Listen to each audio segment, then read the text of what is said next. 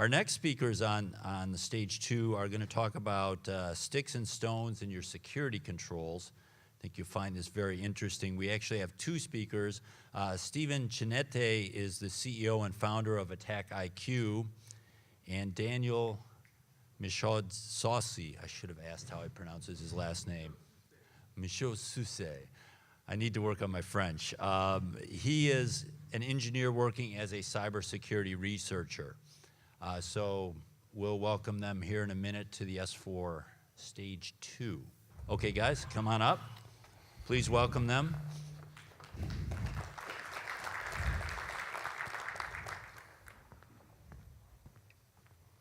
Take it away. All right, I'm Stephen Chinette. And I'm Daniel Michaud-Saucy, and today we're here to talk to you guys about STIX and your security controls. Oh, we didn't get a clicker. So on today's agenda, we're going to kick it off with our problem statement, essentially the question that frame our little project here. And then we'll go through an overview of STIX, just to set the level of the room, make sure everybody has a good idea of what STIX is about and how it helps us. And then we'll talk about the STIX Replay Project, which was the core component of our project and our presentation. So we'll give you guys an overview, and then we'll dive into some details. And hopefully have a little bit of time for some Q&A at the end. And the timer is not working up front, so we'll just go with it. So the problem statement. Stefan and I asked ourselves, and through our daily jobs, realized that we receive a lot of threat intelligence from a lot of different feeds, from a lot of different sources. Some of them are paid sources, some of them are free sources. But the common theme across all of them is really that there's a ton of noise in the information that we receive. So really we were looking for a way to take this information that we receive and to leverage that to do a couple things. Essentially, how can we use this information to validate our security controls, and how can we also validate in the first place that this threat intelligence that we're receiving is relevant to our organization or to our systems. So we want to see, okay, how can we take this information and how can we take these indicators that are part of this threat intelligence package that we receive, and how can we programmatically replay this information within our environment to validate our detection capabilities or our security controls. So enter the STIX Replay Project. You want to switch with me? Sure. Perfect. Enter the STIX Replay Project. So our goal really was to programmatically replay STIX indicators to validate our security controls. And when we first sat down and initially started talking about this, we came up with some challenges. We came up with some questions that we wanted to answer. And those questions are, so taking STIX 2, how do we describe the things that we care about in the ICS security space, and how do we describe that within STIX 2.x? How do we describe things like IP addresses or URLs, file hashes, but also how do we describe DNP3 commands or things that are very specific to ICS? So that was our first challenge, our first question. And then we said, okay, so if we have a way to describe these indicators within STIX, within a standardized mechanism, how can we replay these indicators within our environment to assess, whether or not our security controls are doing what we think they're supposed to be doing? And the last question we asked ourselves is, okay, how can we take a look at the security controls? How can we tie all of that together, receiving the information and describing it accordingly, in STIX, replaying that information, and then can we use that information to validate our security controls? So I'll hand it over to Stefan for a overview of STIX, big green play. All right, easy. So yeah, I'm going to give for those of you who are not familiar with STIX, I'm going to give a quick overview on how it was beneficial to our project. So STIX is really good when you want to describe in as little or as much detail an attack campaign, and it's all about the context. And so today, when we talk about STIX in general, and when we talk about threat intelligence, we're mainly sharing flat files. It could be Yara files, text addresses with 1, 2, 3 columns, IP addresses, URLs, domains. But we needed something more extensible than that, especially because we wanted to talk about particular activity in an ICS environment. So STIX, which stands for Structured Threat Information Expression, is a very extensible language to describe actions, campaigns, threat actors, something that's an incident or an indicator. An incident being something that's happened, an indicator something that you're looking for. And so the fact that it's expressive, flexible, extensive, and automatable is the reason that we looked at using STIX for our particular project versus creating our own standard language or using YAR or something other than that. So there's 9 components that we typically look at in STIX, from a full campaign, and that could be dealing with the threat actors, the indicators, the incidents. So today, when we think about STIX in general, when we think about threat intelligence feeds, and hang on one second, how did I go? Let's see, back real quick.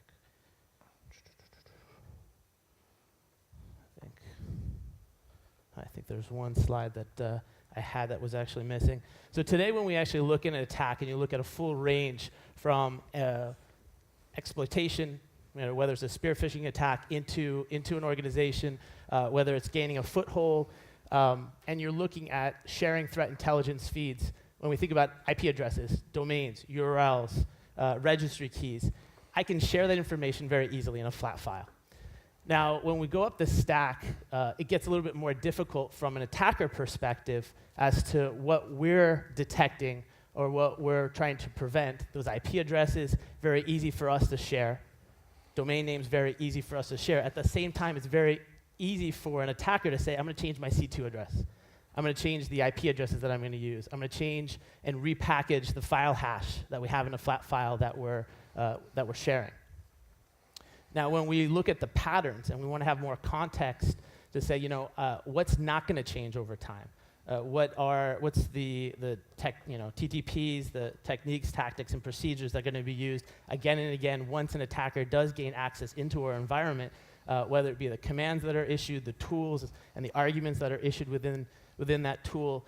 How do we describe that? Because that's more likely of a pattern if we're sharing information to find again and again and again than the IP addresses, which from our perspective, incredibly easy to share in flat files, but from an attacker perspective, very easy to share and something that might not be likely to see again. So it becomes very, very static. And so one of the reasons Dan and I looked at using STIX is because it gave us so much more flexibility into the context of extending it into some of the areas we wanted to look at ICS and some of the activities that were going to happen. So how many of you use STIX today? Okay, good. Very, very few of you, but I'm guessing many of you exchange or are familiar with just using threat intel in your NSM environment. So when we look at STIX today, we're looking at maybe the exploit target. What was exploited in the environment.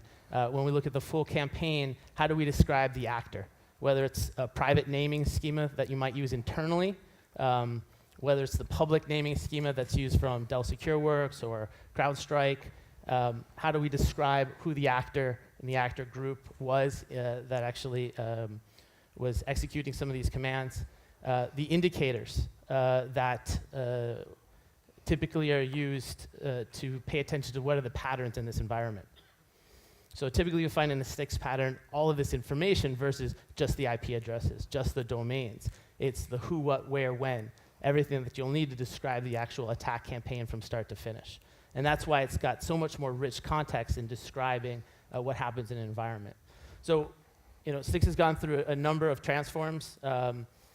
We decided to use STIX 2X, which right now is still not an agreed upon standard. They're still, I think, reviewing. And there's a few different mailing lists that will let you know how to pay attention to it. But we use STIX 2X because it was JSON-based, simplified, more intuitive.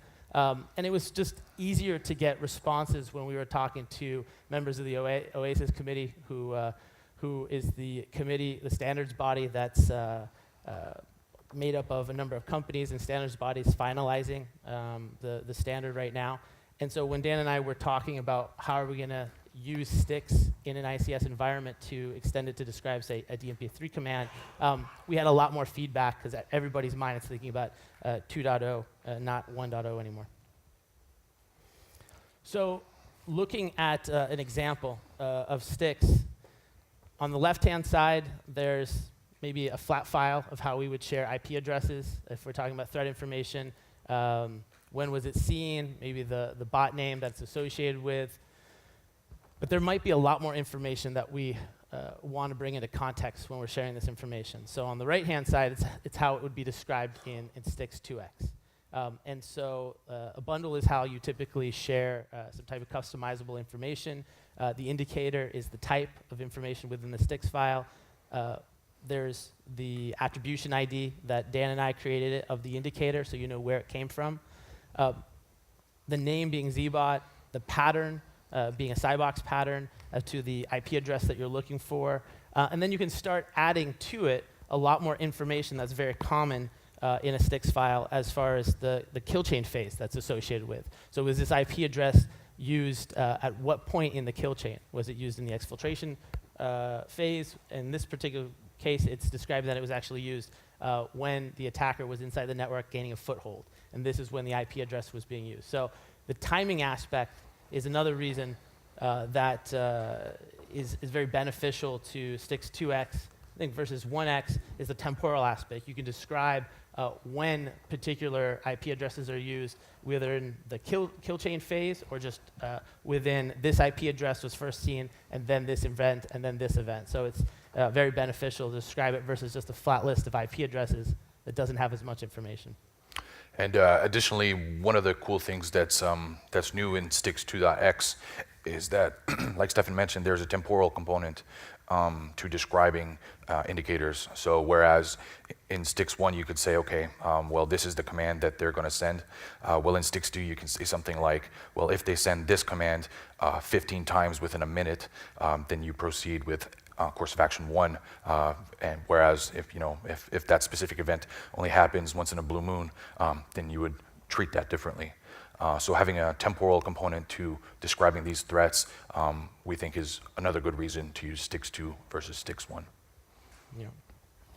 So again, the point being, how are we, if the theme of the conference this year is coming together, how are we going to continue to share threat information? We all have private environments that, especially during an incident, that we hold very tight to our chest as to what information we do and we don't want to share. But doing that in a standardized format is going to make it incredibly easy for either the commercial product, the open source projects, or the projects being used internally can consume and either be used for detection or prevention or monitoring capabilities. So another example of a STIX file is just how do I describe a file in general that might be an indicator of maliciousness inside the environment. So type file, looking at the hashes, this is MD5 hash sum, the file size, and then the name of the file. So it's easily described. What's nice about STIX, though, is it's very extensible. So if I wanted to then describe, say, a PDF file, I'd have that same notion. It's type file with a hash, but then I can start describing the attributes of the PDF file itself. So for those of you that are familiar with Yara signatures, you can translate a lot of Yara signatures directly to a STIX format and describe it as if you're looking for your own signature for a particular file and the contents within that file. Now, when we bring that to network traffic, the same rules apply. So there's types within STIX. And you can create custom types as well, but they're standardized types. And that allows us to agree on a format, agree on a type, so that we can consume it within either the projects that we've created or the commercial products that we're using. So type being IPv4 address. You can have several in enumeration.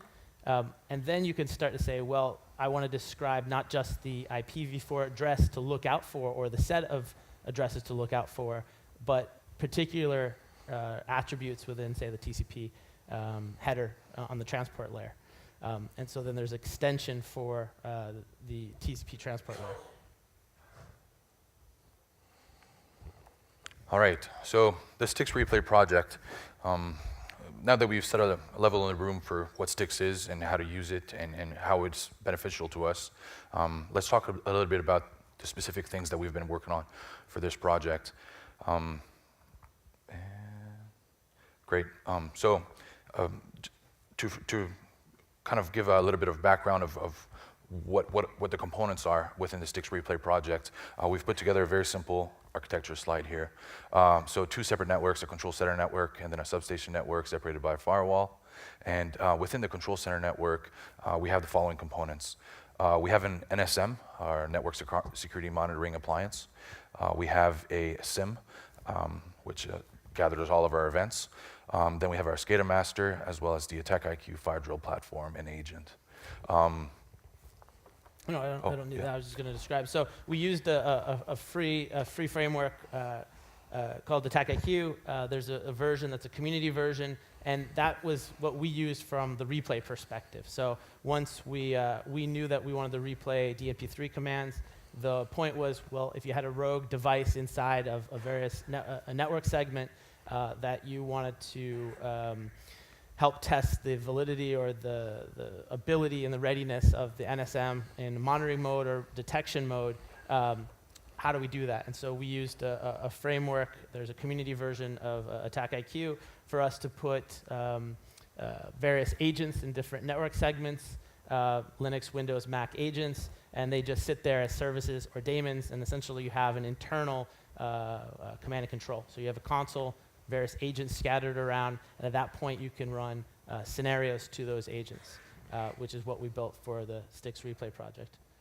So essentially, the agent acts as a malicious actor within your environment. In this case, you can, though this is a simple architecture, you could assume that you would deploy various agents in various different substation environments. And then the other component here that we have is we have our NSM sensor, which you would pair, in every one of those different substation environments to gather information. And the distributed, I guess, design of the AttackIQ platform would allow you to, put agents in all sorts of different places where you would like to validate your security controls or your NSM to see how it's performing. So you can use that to, schedule it and then send different DNP3 commands in different network segments in your environment. So the STIX Replay Project indicators. So if you remember, our first question was, how do we represent the information that we care about that helps us describe threats in STIX 2.x? And one of the things that we wanted to focus on specifically was, how do we describe a DNP3 command in STIX? So we ended up doing this in 2 different ways. We created a DNP3 extension indicator, and we created a DNP3 extension to the CyBox object network traffic, and we'll show you guys examples of both of these in the coming slides. But first things first, so this is actually It's an older slide. this is the draft version of our slides. I realized that a few slides ago, but in any case, I suppose we'll just wing it. Obviously, this to-do here has been done, but it's in a previous slide deck. So this DNP3 packet structure, so we said, okay, so what information do we care about within the DNP3 packet, and what do we want to be able to represent within STIX? And truly, we could have focused on the entire thing, including the link layer and the transport layer, but we really chose to focus on the application layer of the DNP3 packet. Certainly, if you wanted to, you could start, as has been done before, you could start fuzzing and sending malicious, or malformed link layer and transport layer. But we thought that, in the context of describing a threat or an attack, that most of the juicy stuff would really happen at the application layer. So it was that, and as well, the whole exercise that we were trying to go through was, if you had a rogue device sending DNP3 commands and testing the NSM, and that was really the project kind of scope that we were looking at versus actually fuzzing the stack. Absolutely. So within the application layer, we wanted to describe the headers of the DNP3 objects. We wanted to describe, of course, the function code, and we wanted to describe the application sequence. A lot of the other things here are either not applicable in the context of a rogue master sending a command to an outstation or simply static in this case. So that was our focus, and these are the things within the DNP3 packet that we wanted to represent in STIX. So we created the DNP3 STIX extension, essentially, where this is something that exists within STIX that allows you to describe the network layer, the source address, the destination address, the source port, destination port, and then what we created is essentially the part that's highlighted in yellow. So we created a DNP3 extension that allows us to describe the application sequence from 0 to 15, the function code, as well as the headers. So this is really the information that we wanted to be able to represent within STIX, and we did it this way here. I think this is a relatively elegant way of representing it. I think it looks good, all the information is contained here. But we also created a CyBox pattern that allows us to do or represent the exact same information. It's a little bit more cluttered, but keeping in mind that this language is or standard is supposed to be interpreted, or machine readable. So most of the time it will be created by a machine and it will be read by a machine. So the fact that it looks a little bit uglier than the other one's not too relevant in this context. But all the information is there as well. There's a function object, an application sequence object, and then a headers object as well. So, STIX being the language itself, the idea is it's extensible. So we hadn't seen a lot of STIX files, especially in like the 2x as it's being standardized. We hadn't seen really any STIX files that were describing whether it be Modbus or DNP3 commands. And so, what we started doing was a project that focused on, well, if we're going to start sharing, is this acceptable? We found it very useful, and part of the next few days is hopefully having some conversations for those of you that deal with threat intelligence, especially in the ICS world, and are looking at DNP3 or Modbus, and having your NSM have a list of, it's whitelisted as far as what commands are acceptable in certain environments, and then testing the NSM to say, hey, I've actually replayed a DNP3 command. We were able to detect that, and we are using, STIX files to input as far as acceptability criteria. There's a lot of different ways, because this is a language, it is extensible to describe that, and then as we start sharing as a community more, what are we going to see in terms of the formats? Because it's a language that has a lot of flexibility. So what's going to become the norm in the industry to share with one another? So I'll hand it over to Stefan. Actually, yeah, I'm going to take this one. Yeah, the slides are going to be a surprise, because this is like our first draft that somehow didn't get updated. We'll see what happens. So the first component of our STIX Replay project is, as good engineers, we thought that it would be great to reuse somebody else's excellent work. No need to reinvent the wheel. So thanks to Adam, we took a slice of the Aegis framework, and we have a DNP3 console, which allows us to, given a set of parameters, create a DNP3 frame and send that over to an outstation. So within the DNP3 console, given, wrong button. Given a host IP address or the address of the outstation, the DNP3 port in use, the master address and the outstation address, given a function code and a set of headers, and as well as the application sequence, the DNP3 console packages all that within a neat transport and link layer information, and then sends that over to our outstation. So that was the component of our DNP3 replay project, which allows us to create that frame and send it over to the outstation. So thanks, Adam, for your excellent work. So the point, again, of the project wasn't just to send a DNP3 command. We wanted to do this in an automated fashion, inputting, parsing in a STIX file, then sending it to the DNP3 console that Adam Crane's project had nicely kind of wrapped up and allowed us to use.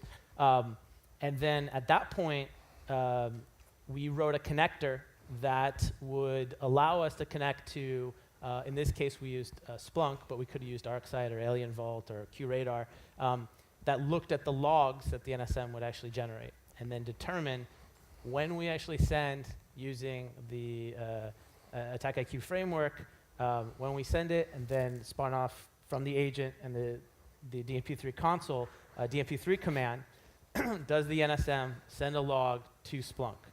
So from end to end, we had a scenario that we built, and at the end, we'll show you where to download all this code. But we built the scenario, and this is meant for automation and real ease of use to parse a STIX file, replay the DMP3 command, and then we built a connector that, as that happens and that process gets instantiated, immediately on a timely basis, we can specify the time, constantly checks Splunk for a particular query that it's going to be looked for in a regex pattern. And again, you could use and build any connector. It's just really a difference in the REST API that's used between any SIM that you might have in place. And you could use a number of different NSMs to then look at a different query. But the point of actually building it from a scenario was to look at it in a distributed kind of manner, as opposed to just in a test lab and setting a DMP3 command and determining that. We wanted a full framework. So there might be different network segments, each having different NSMs, different whitelist that might have acceptability criteria.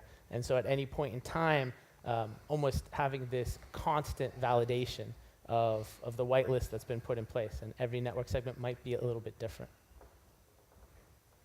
So in building the scenario, the scenario itself is built in Python. The scenarios expose an interface using Angular JSON schema.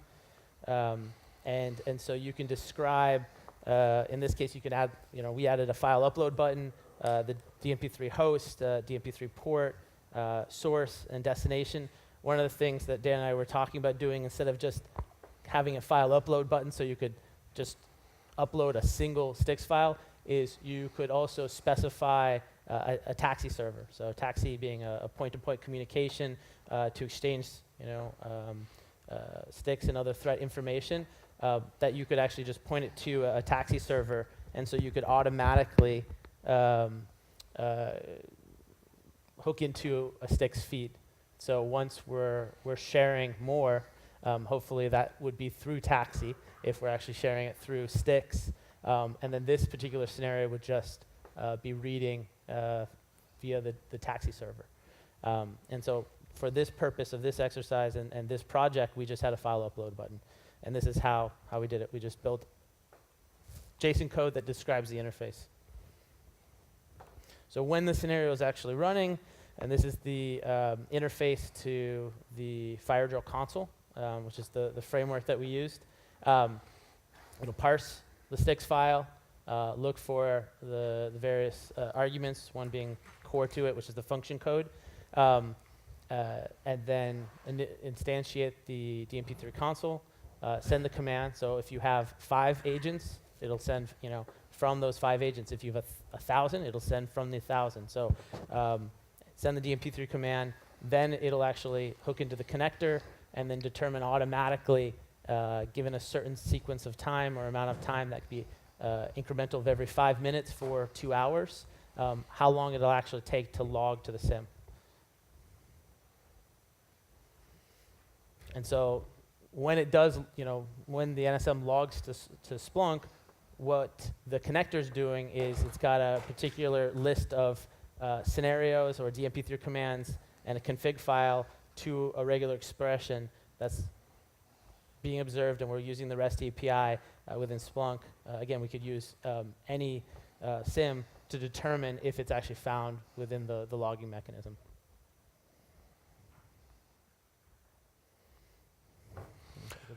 Okay, so the future of the STIX Replay project, the way that we see it is, we think this is a great first approach to describing ICS-specific threat information within a standardized language. But we would like to add other, ICS-related pieces of information, whether that's support for describing a new different protocol like Modbus or any other elements of communicating threat intelligence that you guys might have in mind. things you would think might be useful.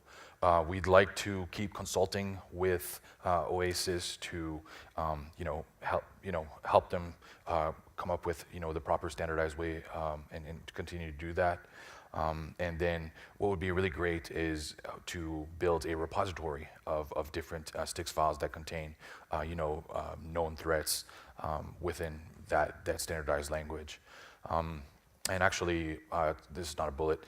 It would be great also to be able to share beer with STIX. So we might add some support for the beer ISAC group to describe that as well. So how you can get involved? We set up a platform, a free community platform, and we've got 2 GitHub repos that contain the information that make up the STIX Replay project. Please ask us for an invite. We'd be very happy to be able to share that with you. Once you have access, of course, running the STIX Replay scenario, improving the code of the STIX Replay scenario would be great as well. All of that, under BSD license is free to contribute to.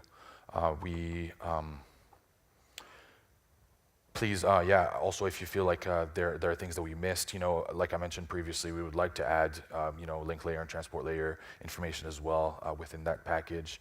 Or if you can come up with other ways that we can improve that, that'd be great.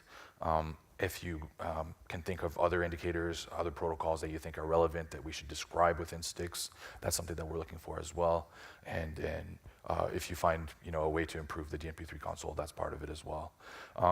And the last bullet, which was probably a key one to take away, is really to contribute STIX files to the community. I think that when we sat down and we looked at this, we said, okay, well, who's got STIX files for ICS? And really the answer was, we couldn't really find any. Yeah, we found a lot. IP addresses and domains, and as I said though in the beginning, that's what is from the attacker perspective. If you look at a C2, or if you're looking at DGAs and dynamically generated algorithms for contacting the domains, that's the easiest from an attacker perspective to change out. So we did find, if anything, when we were looking at STIX files, from a URL perspective, IP hash listing, it's there. But when we start to describe some of the patterns that we're going to see in our environments again and again and again, STIX really has that strength to describe in a lot more context the full attack campaign, and not just the DNP3 command, but the attacker maybe that was involved, and other context around that. And it can be done without sharing too much context of our own environments that might not be able to be shared. So. And as an example, I think it'd be great for just as an exercise, I suppose, to describe threats that we have seen in the past within the STIX format, STIX 2.x format, things like the Aurora attack or others. So here are a couple links to download the code. We have set up a GitLab. Is that the right address? Or yeah. Yeah. Okay. So we have set up a GitLab that contains the Splunk connector. Right now the connector works with Splunk, but we could work with various other SIMs. Yeah. The only difference again is that we're using the REST API for Splunk. So if the SIM has as most SIMs do, a different, it'll have a different REST API, and so you'll change, open up the code, it's all Python for the Splunk connector, open it up and use the REST API that's associated with that SIM to connect to it.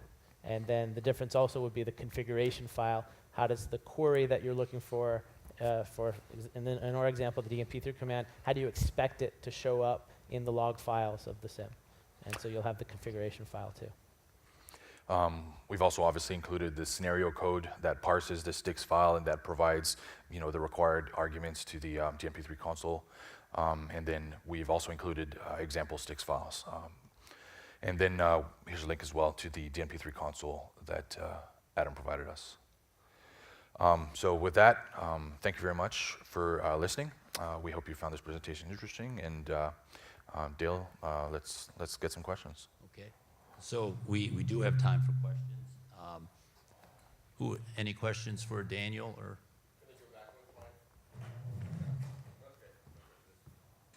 I don't have control. Oh, That was it. Just couldn't get their email. So can we put up the last slide with their email addresses? Okay. do I have access now? No. Yeah. And they can handle it in back if you don't. There you go. Yeah, there it is. Okay. Yeah.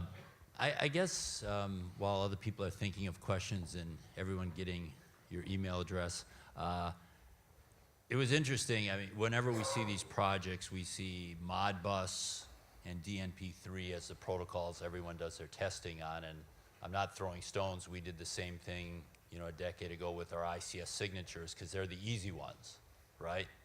But I remember when we were doing the ICS signatures, to do something like Ethernet IP, we had to create a preprocessor, and that was a real bear. How easy or hard do you think it will be to use this and to build in extensions for the more complex multi-layer protocols where you have to really decode at each layer to get to the stuff that you want to use to alert on something? Yeah, I mean, I would say that the STIX was meant to describe not only host-based event, but networks on the whole OSI stack. So, and that could be a customized stack as well. And that's the nice aspect of its extensibility. So if there's a completely custom stack, you can start to describe it. I mean, the hope, though, is that you can describe it in such a way that it translates to some type of mechanism that also can interpret it, But yeah. Tree structure in an Ethernet IP. So protocols that have reference to previous state, and therefore you have to have a branching tree. That's the kind of thing yeah. It seems like those parsers could tie into this. But as far as STIX, the definition of the STIX profiles, if I'm going to build one for you, have to be done by hand and then validated and sent back, correct? No, so that's what Dan and I did for in this particular case. Right. But as more of commercial products are coming onto the market or open source products, you can, you can't do this in Wireshark right now, but you can imagine there's a lot of various IR type commercial products that you can look at an incident and actually say, that's something of interest, save as STIX file. And so we're already seeing a lot of products do that now. And so when you see a lot more ICS related events, these particular, whether it's commercial or open source products, should be able to parse that. And then obviously there'll be a lot of customized extensions, but if there's enough of an agreed upon sense of extensions, then I'm sure these products will start to conform to understand those extensions and then be able to view it and then save it automatically. But we have to agree. We have to agree on what makes sense. Yeah. Hi, I'm Jeff Wiley with Noblesse NSP. Great work, and you probably covered it, but did you find that creating both the STIX definition and also the CyBox object were equally expressive? And then if this is the first group, then the question's moot, but if you've shared this with other other partners, did they find one was more useful than the other? Well, what was interesting, since we're dealing with STIX 2x, and we had showed this to some members at Oasis, they said, yeah, that's how you express the, I think the pattern last week, but we haven't formalized it yet. So next week it'll be different. So I think from a perspective of any type of automation when you're parsing, it's the same. I mean, there's enough, whether it be XML when you're using STIX 1x or JSON with STIX 2x, as long as the format is well documented and well understood, I think it's quite easy to parse either way. From a more human readable format, we found the extension obviously to be just easy from a DMP3 perspective, but then when you start talking about custom protocol stacks, you're not going to want to read any of that. You're going to want a lot of different tooling around it. So.